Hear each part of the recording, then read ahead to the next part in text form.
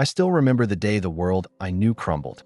I was barely more than a boy, perhaps 16, maybe younger, yet the weight of that moment etched lines on my soul that no passing year could erase. It began with the sound of distant drums. Babylon's war drums, rolling over the hills like a storm. At first, they were faint, like a whisper on the wind, but each day they grew louder, heavier, until they drowned out the songs and prayers of our city. Once alive with the sound of traders and laughter, became a place of whispers and watchful eyes. Jerusalem's walls, proud and ancient, suddenly felt small beneath the shadow of King Nebuchadnezzar's army. Their campfires dotted the hills at night, like a ring of burning eyes.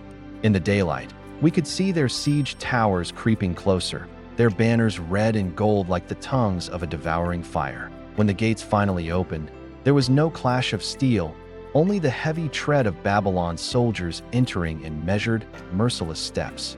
They moved like men who already owned everything they touched. The temple was stripped of treasures, the palace emptied of gold and silver. And then they began to choose from among our people. That is how they found me. I was from a noble line, trained in our law and history, a youth they believed they could mold.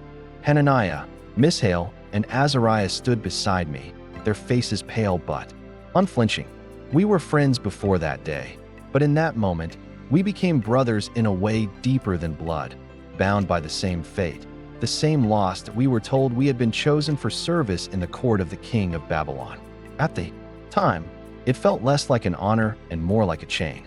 We left behind the streets we knew, the hills where we played as children, the temple where we prayed.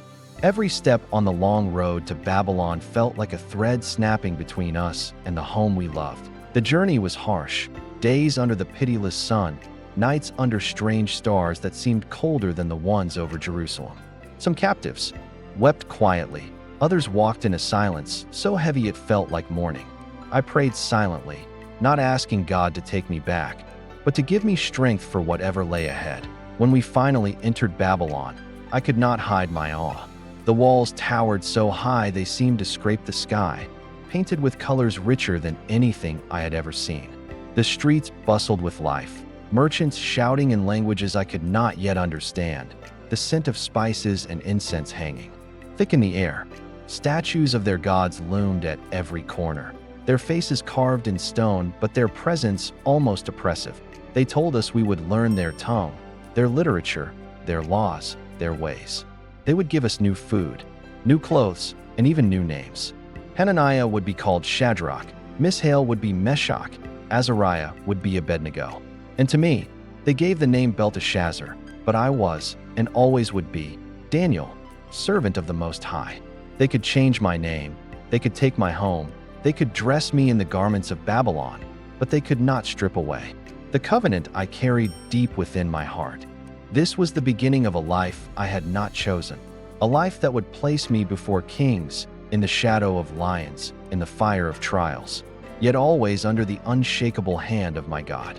Lesson from this story: even when life takes us far from everything familiar, we can remain faithful to God.